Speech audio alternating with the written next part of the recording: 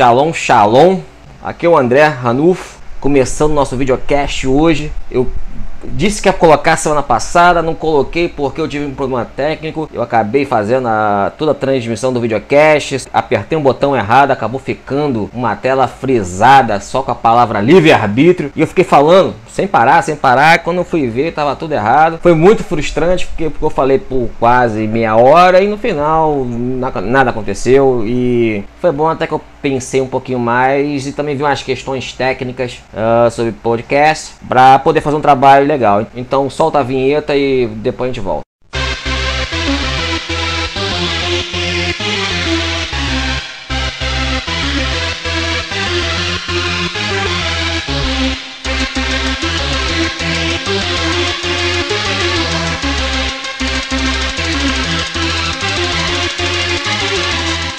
Ok, voltando aqui, vamos começar a falar sobre Harry Potter e o livre-arbítrio. O que esses dois assuntos têm a ver? Primeiro vamos começar a lembrar uma pequena parte da história do Harry Potter. O Harry Potter, todo mundo conhece aquele menino bruxo, blá blá blá, que recebeu a cartinha de Hogwarts e descobriu que na verdade ele é um bruxo, o pai dele era a mãe dele eram riquíssimos e que ele era o menino especial porque foi ele que venceu o Voldemort e ficou aquela marquinha e todo mundo sabe disso. Até aí tudo bem. Mas o legal é que tem umas coisas do Harry Potter que, se você parar para pensar, tem tudo a ver com o assunto do livre-arbítrio e até uma maneira muito mais fácil de se aprender o assunto. Então vamos começar primeiro, antes de começar a falar de Harry Potter em si, vamos falar o seguinte, a primeira pergunta que eu faço para vocês: existe destino? Será que existe destino? Será que a nossa vida tem realmente, como diz a palavra, destino, um lugar que você está e um lugar que você vai ter que estar naquele lugar e você não tem como fugir disso? Quer dizer, um lugar no final, um destino correto, onde a sua vida fatalmente irá lhe colocar naquela situação? Será que isso existe? Bom, existem umas passagens na Torá que deixam o pessoal um pouco assim meio inseguro e incerto sobre a questão do destino. A primeira parte da Torá que eu te chamo a atenção é em Bereshit 15, que fala o seguinte: Deus disse a Abraham, que a sua descendência ia ser numerosa como as estrelas do céu. Então estava destinado que Abraham ia ter vários filhos, que seus filhos seriam numerosos como as estrelas do céu. Estava determinado isso.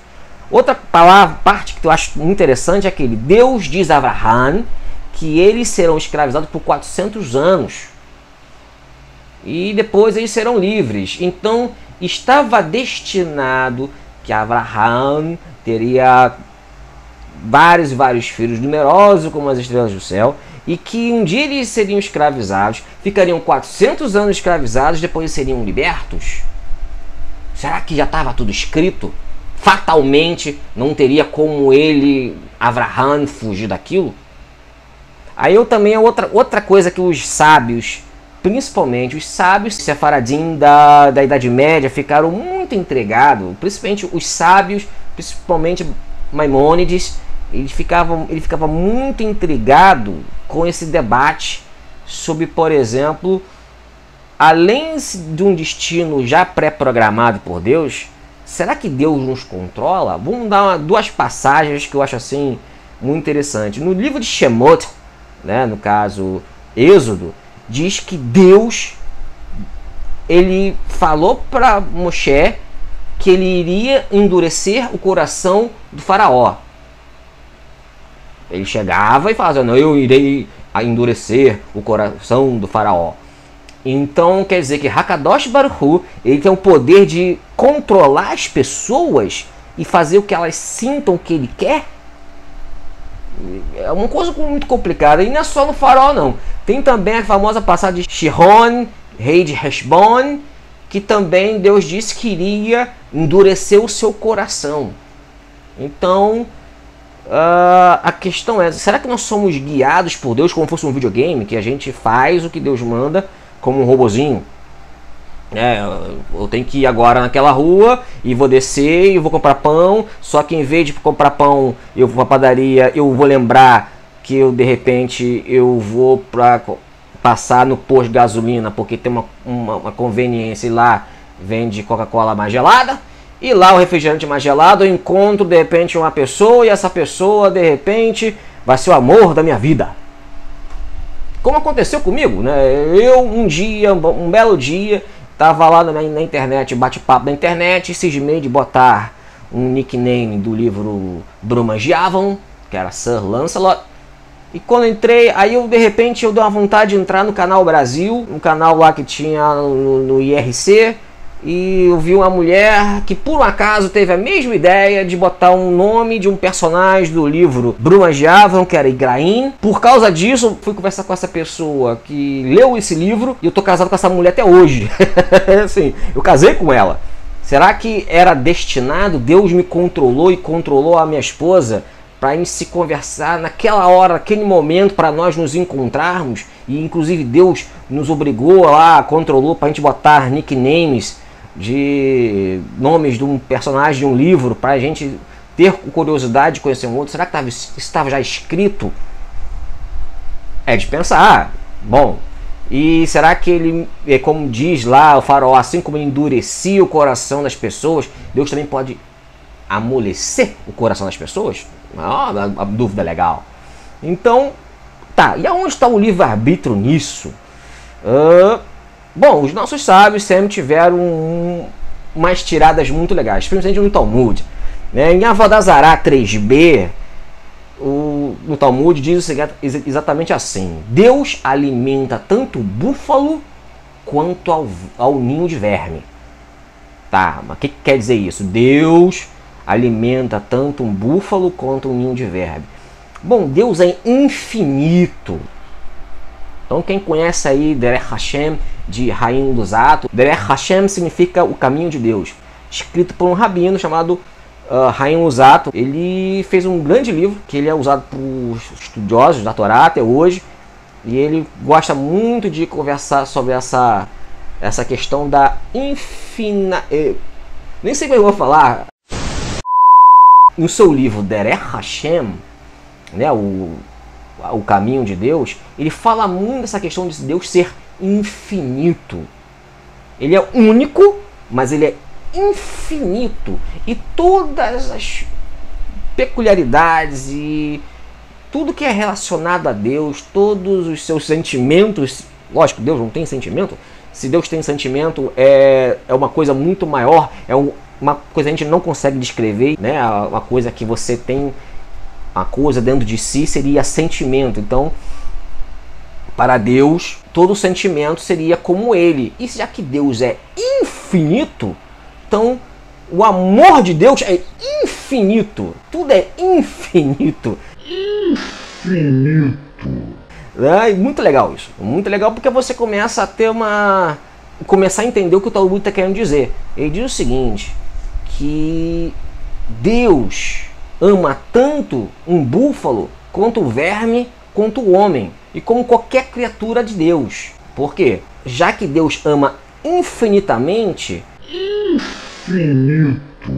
então todas as criaturas, tudo que existe no universo, ele ama da mesma forma. E isso é muito louco. Por quê?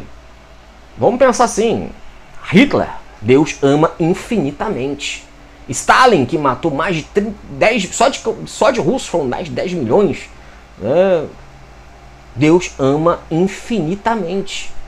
Aquele camarada que matou, roubou, violentou e fez a barbaridade, Deus ama infinitamente. Infinito. Então Deus não ama mais uma pessoa do que a outra. Então já começa, pelo menos isso na cultura judaica, então isso já começa a ter um choque com aquela questão. Pô, Deus salva. De repente você viu um acidente na televisão que a pessoa quase morreu e foi salva. Será que Deus amava um pouquinho mais essa pessoa e moveu os pauzinhos para que ela não se machucasse? Então, se ele fizesse algo a mais para uma pessoa, então Deus amaria mais essa pessoa do que a mim. Para pensar. Mas se ele ama todo mundo infinitamente, afinal de contas, Deus é infinito e todos os seus atributos são infinitos. então alguma coisa está errada. Então, nessa salada toda de pensamento, nós temos que entender que Deus, ele age através de uma coisa chamada Hashgaha. O que é Hashgaha? Hashgaha seria providência. A melhor tradução seria providência. Que providência? Providência divina. Então, assim, vamos pensar. Se existe a Hashgaha dentro da cultura judaica, então há a mão do Eterno. Há a mão de Deus nisso. Existe ou não existe livre-arbítrio? Deus controla a gente e já deixa tudo destinado ou não? Nesse ponto, nós temos que começar a entender uma coisa muito simples. A questão do espaço e do tempo. Einstein, que era judeu, ele, na sua teoria da relatividade e tudo mais, ele explica e comprova. Não vou entrar muito em questão nisso, senão vou ter que ficar quase 2 horas só tentando te explicar isso. Eu não sei se eu sou a pessoa mais gabaritada para explicar sobre isso. Eu sou um apaixonado por física, mas a minha física é de colegial, então assim, e de camarada ficar vendo documentário na televisão. Então, adoro ver documentário sobre física, astrofísica, essas coisas todas. Mas assim, não sou o expert. Mas uma coisa é muito bem postulada e explicada e comprovada, que diz o seguinte: presente, passado e futuro acontecem no mesmo tempo. Vou repetir. Presente, passado e futuro acontecem no mesmo tempo. Bom, se vocês quiserem ver, na descrição aqui do vídeo e no nosso blog, eu vou deixar aí uns links com algumas matérias que explicam mais essa teoria. Eu não vou entrar em detalhes porque é muita coisa, mas entenda. Einstein comprova, a ciência comprova, a física comprova que presente, passado e futuro ocorrem ao mesmo tempo. Isso está muito bem descrito no Tanar. Existe o Salmo 90 que diz que 1000 anos serão como uma noite, ou como um dia. Ou seja, para Deus, para ele 1000 anos, 1 milhão de anos, 100 milhões de anos, 14 bilhões de anos e 1 segundo é a mesma coisa. Por quê? Porque Deus é transcendental, Deus é infinito, nosso universo é finito, Deus é infinito. E já que Deus é infinito, está fora do sistema nosso tridimensional, espaço e tempo. Então, para ele já sabe o que vai acontecer. Vamos dar um exemplo para você ver se eu consigo me deixar... conseguir me explicar melhor. Vamos imaginar que eu vou dar uma escolha para vocês. Vocês vão querer a pílula vermelha ou a pílula verde? Escolhe. Eu vou escolher a pílula vermelha. Ok? Eu escolhi a pílula vermelha. Beleza? Beleza. Então tá escolhido. Agora vamos voltar. Entrar na máquina do tempo. E vamos voltar no passado. Tá? A gente voltou no passado. Agora vamos imaginar o seguinte. Vamos ver de novo o que aconteceu no passado. Essa aqui é uma janela para o passado. E vamos ver o que eu acabei de escolher. Agora, o fato de nós sabermos que eu vou escolher a vermelha não quer dizer que eu tenho poder de mudar a minha escolha. Então, Deus está mais ou menos nessa posição. Ele sabe o que eu vou escolher. Deu para entender? É como assim, por mais que ele sabe o presente, passado e futuro, Deus, em sua sabedoria infinita, ele nos permite escolher. Só que o grande barato é que Deus já sabe todas as escolhas que nós vamos fazer. Por quê? Porque presente, passado e futuro já é explicado pela ciência. Elas estão ocorrendo ao mesmo tempo. Uou, isso é muito legal. Isso é muito legal. Isso começa a você fazer um pouquinho mais sentido. Então, vamos dar um exemplo, talvez, que eu sou apaixonado em dizer. Imagina o Mar Vermelho. Aconteceu toda aquela história que a gente já conhece, que eu falei até no videocast anterior. Deus sabia porque ele conhece todas as coisas que vai acontecer no presente, passado e futuro, sabia que haveria um fenômeno que deixaria o Nilo com vermelho, como fosse sangue, e isso ia matar os peixes, e os peixes iam matar os predadores naturais dos sapos, que eram os predadores naturais dos sapos. Aí ia ter uma aparição de sapos, e os sapos iam morrer, e blá, blá, blá, blá, ia ter doenças de pele, ia morrer animais, e blá, blá, blá. Sabia que ia ter um vulcão lá em Santorini, lá na ilha de Santorini, que ia explodir, e isso ia gerar um tsunami que abriria o mar. Aí as pessoas, mas não teve milagre nenhum, foi só acontecimento. Mas como Moisés estava naquele momento, naquela hora? Isso porque Deus já sabia que o mar ia abrir naquele momento, porque Deus sabe tudo, ele sabe tudo o que vai acontecer. Ele sabe muito bem as escolhas que as pessoas vão fazer, então ele sabia que ia acontecer isso.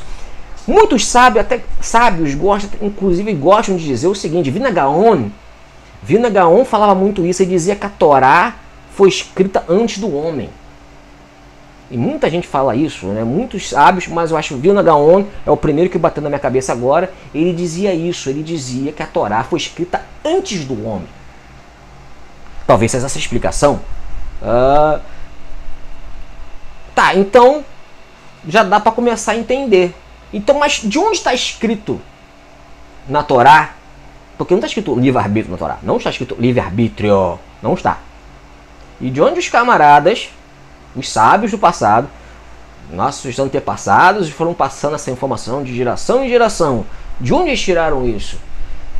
Ramban, ele explica que quando o homem foi criado, foi lhe dado o conceito do bem e o mal, e toda aquela metáfora da árvore da vida, que quando ao comer ele tem a influência do bem e do mal. O Ramban diz que aquilo ali é, na verdade, a explicação do livre-arbítrio. Inclusive, Ramban fala uma coisa fantástica, tem tudo a ver com Harry Potter, que eu vou falar daqui a pouco. Ele fala o seguinte: nós somos, vamos tentar explicar, nós somos um ser espiritual num corpo material. É isso que nós somos.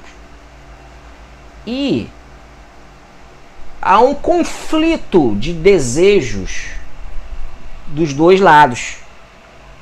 O nosso corpo tem desejos mais simples de sobrevivência, como beber água, comer, ir ao banheiro. E também procriação, o sexo, desejos carnais. Tem também vontade de tomar um refrigerante, comer chocolate, que eu sou apaixonado. Ou coisa difícil de se controlar. E nós temos várias coisas dentro de nós que nós somos, que é difícil nós controlar. Mas nós temos uma outra parte, que é a nossa parte divina, que consegue controlar isso. O ser humano é o único que tem a racionalidade. Essa é a diferença nossa contra os animais. Nós somos racionais. Não é racionais MCs, só racionais. Né? Então, o cão, quando tem o cheiro da cadela, ele sentiu o cheiro, o instinto dele manda ele lá e cruzar com a cadela. Agora, nós seres humanos, nós temos, por exemplo, se a nossa vizinha, toda boazuda, popozuda, ela chega pra você, bate na tua porta, vem pra mim que eu tô facinho. E aí, você vai? Pô, mas eu sou casado, e ela é casada, mas tá me dando mole. E aí? Ela é toda gostosona, e aí você vai fazer? Nós, seres humanos, nós já temos essa facilidade, né? Nós temos a faculdade de controlar esse instinto. Lógico que a maioria não controla, muita gente não controla, mas essa é a chave da questão. Nós, seres humanos, nós temos uma faculdade de controlar o instinto. Vamos dizer que é um mau impulso, um impulso do corpo que nos impulsiona para fazer coisas erradas. No judaísmo, nós chamamos isso de Yetzer Hara. Yetzer Hara é o mal, a má inclinação. Nós temos, todos nós temos. Eu vivo falando meu problema com chocolate. Eu sei que eu não posso, mas eu como. E é muito difícil de controlar. Tem pessoas que não conseguem controlar jogo, sexo, a pessoa de coisa. Não que sexo seja errado, gente. Mas existe, ora, existe lugar, existe pessoa, existe condições para ser feito isso. Assim como jogar, apostar, tá, uma apostinha, brincar, mas quando aquilo fica doentio, já fora do controle. Então, Ramban, que é o rabino Moshe Maimonides, ele no seu livro ele explica várias vezes o seguinte: às vezes as pessoas, nós seres humanos, todos nós temos uma inclinação muito forte para fazer uma coisa e é muito difícil controlar essa coisa. Todos nós temos alguma coisa que é o mais incontrolável, que é o Yetzer Hara, a inclinação mais difícil de ser incontrolada. Então ele dá um exemplo muito famoso de um menininho que nasceu com um ímpeto muito violento. Esse menininho, vamos dizer que ele é sanguinário, é sangue na venta. O garotão nasceu Dexter. Aliás, o Dexter é perfeito para isso. Ele fala o seguinte: já que ele tem esse impulso mal, né, o mau impulso dentro dele, cabe aos pais tentar canalizar, e lógico, o próprio indivíduo tentar canalizar esse lado violento para uma coisa boa. Então o menino, por exemplo, que tem, como diz a música do Renato Russo, instinto assassino, já sabe o que vai ser quando é menino. Ele pode ser um policial. Se ele vai ter que matar, que mate bandido, vagabundo, traficante. Se ele pode também ser um soldado, voltar na guerra. Ou ele pode trabalhar, por exemplo, da perícia, CSI, já que ele gosta de ver sangue, ver corpo, fazer perícia. Então, assim, você pode canalizar esse mau impulso. Então, nós temos um mau impulso. Eu, em outra oportunidade, algum videocast, eu vou tentar falar mais sobre o Yetzer Hara. Mas hoje nós estamos falando mais de livre-arbítrio. E daí tá isso. Então, controlar esse lado negativo que você tem dentro de você, tem tudo a ver com Harry Potter, ele cabe a quem? Somente a você mesmo. Maimônides também fala que o ser humano não tem nenhuma influência externa de suas escolhas.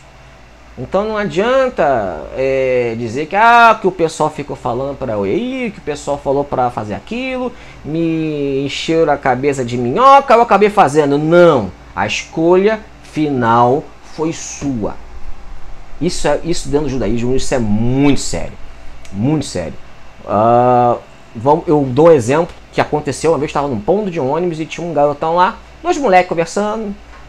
Moleque não, uns 19 anos por aí. Aí o cara fala assim: e aí, pagode amanhã? Pô, pagode, rapaz? Não, que eu vou fazer uma prova.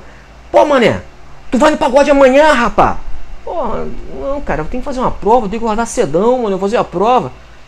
Mas não, tu vai no pagode, parceiro, tu vai no pagode. E ficou influenciando, enchendo o saco do cara, até que o cara, tá, tudo bem, eu vou no pagode. Eu fiquei olhando pro cara, pensei, meu, o cara tá abrindo mão de estudar, de fazer a prova. Não sei que prova é, pode ser um concurso público, sei lá, mas ele não. Será que ele vai acordar no outro dia pra fazer a prova?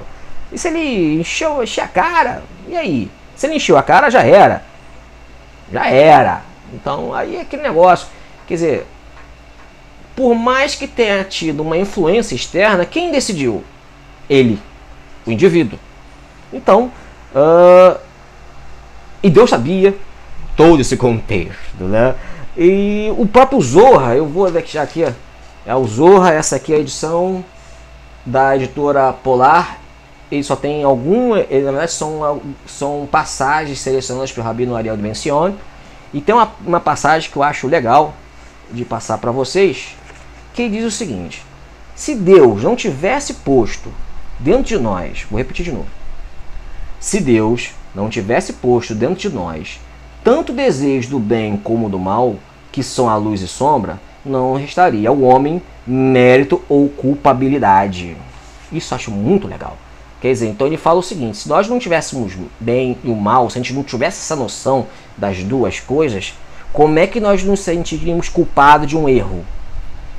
Foi o desejo do pensamento supremo que o homem, depois de haver atraído a morte sobre si, retivesse seu livre-arbítrio, de tal modo que, pouco a pouco, ele pudesse elevar os mundos que estão abaixo do trono supremo ao nível do que estão acima dele. Então, o próprio Zohar diz que o livre-arbítrio foi dado por Akadosh Baruch Hu, pelo Eterno, para quê? Para que nós nos elevarmos, não somente a nós mesmos, mas toda a humanidade para um nível maior de existência. Então, tá no livro, isso é parte da cultura judaica. Tá, e o Harry Potter com essa história toda? Porque tem gente que está esperando que até agora eu falar de Harry Potter, até agora não tinha falado. Vamos começar a pensar na vida do Harry Potter. Harry, todo mundo sabe, ele teve lá, ele matou a cicatriz porque ele venceu o Voldemort, nem sabendo como. Depois é explicado. Ele, dentro dele, quando ele vence o Voldemort, a mãe dele põe uma magia de proteção que o protege do Voldemort. Só que o Voldemort iria tentar matar o Harry. E o Voldemort tem aquela questão das Horcruxes. As Horcruxes seriam algo como... ele conseguia dividir a alma dele e colocar em objetos. Porque o Voldemort, ele não queria morrer. Então ele queria meio que armazenar parte da sua existência, parte da sua alma em alguns objetos, que eram 7 objetos, as Horcruxes. E ao tentar matar o Harry... Aliás, e para se criar uma Horcrux, só consegue se criar uma Horcrux através da morte de alguém, matar uma pessoa. Ou seja, quando ele tentou, então ele teve vários objetos onde ele matou pessoas e a parte da alma dele acabou indo por um objeto dessa pessoa.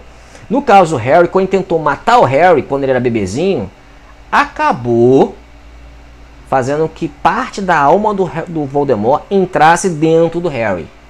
Até aí tudo bem. Beleza. Ou seja, Harry tinha dentro dele parte de Voldemort. Parte dessa coisa mais negativa. Como se fosse o Yetzer Hara. Daí, vamos começar a ponderar o seguinte. Quando ele começa a crescer, ele vai para a escola... ele tem que ser dividido em casas. Todo mundo lembra das casas, né? Grifinória, Sonserina, Lufa-Lufa e Corvinal. São 4 casas, né? E o Harry já sacou, desde quando ele começou a andar lá por Hogsmeade, que o pessoal da casa de Sonserina era a galera dos malzinhos, né? A galerinha dos meninos que andam atrás, né? Os bullies, né? Que está na moda agora. Então ele não queria ser parte dessa galerinha. Ele começou a se identificar mais com os meninos da Grifinória. Mas tudo bem, ele tem que ser escolhido. E como é que ele é escolhido? Através daquele chapéu seletor. Que quando botava na cabeça, o chapéu era mágico, ele falava. E ele lia a mente da pessoa. E daí ele escolhia a casa. Muito legal. Na hora quando foi a vez do Harry... Ele sentiu, o chapéu sentiu que dentro dele havia parte de Voldemort, a parte negativa do Voldemort, e Voldemort era da Sonserina. E quando ele começa a conversar com o Harry começa a pensar assim, pô, eu não quero ser da Sonserina, eu não quero ser da Sonserina. Aí o chapéu fala, você não quer ser da Sonserina, mas você tem vários talentos para ser da Sonserina. Você ia ter grande sucesso na Sonserina. Mas ele falou assim, não, eu não quero ser parte daquilo ali. Aí o chapéu sacou isso dele, nessa força de não querer sucumbir para aquela coisa negativa que tem dele. E aconteceu que ele acabou escolhendo ir para a Grifinória. Ou seja, é como fosse o nosso Yetzer Hara. Por mais que dentro dele tivesse aquela coisa negativa, ele não quis fazer aquilo.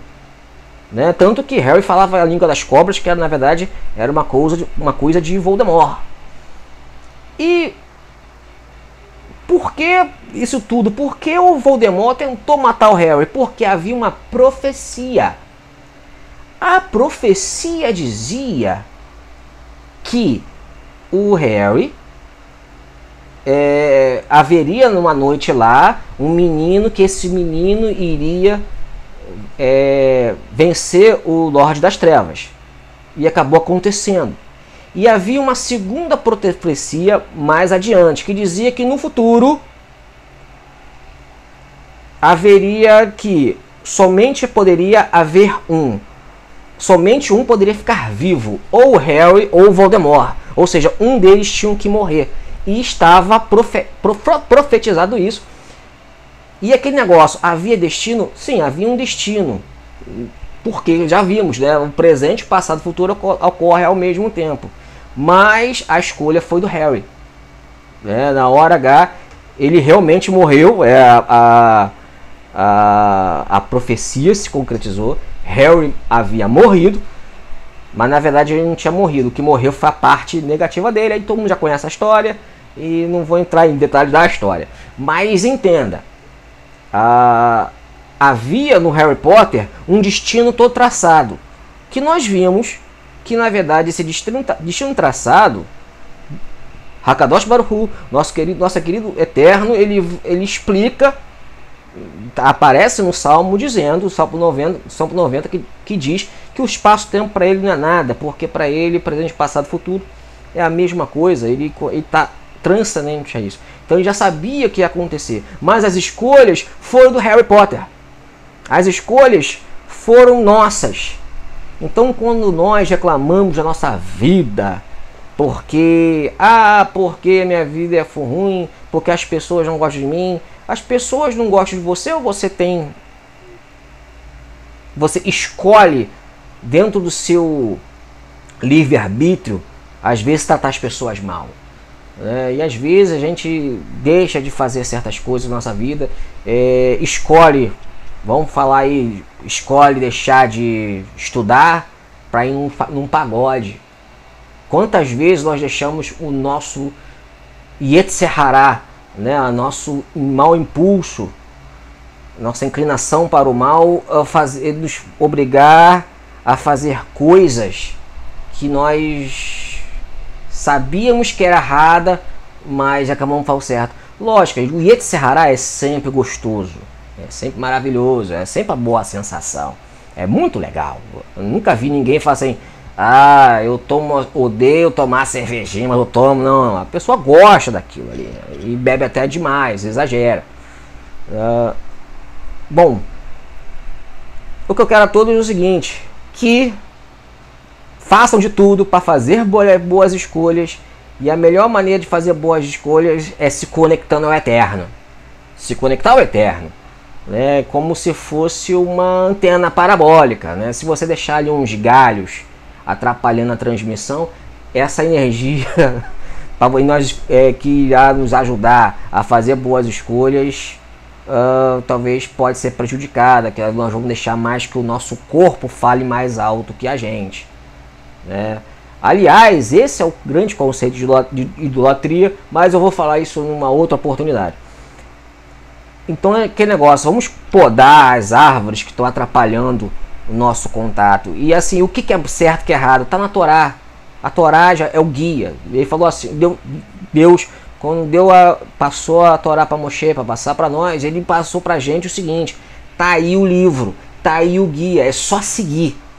É que a gente não segue, A gente está indo no caminho reto e às vezes a gente sai um pouquinho do caminho, e nós também temos que entender que nós saímos. Ter essa consciência é muito difícil. Então tenham consciência. Até a próxima. Shalom. Infinito.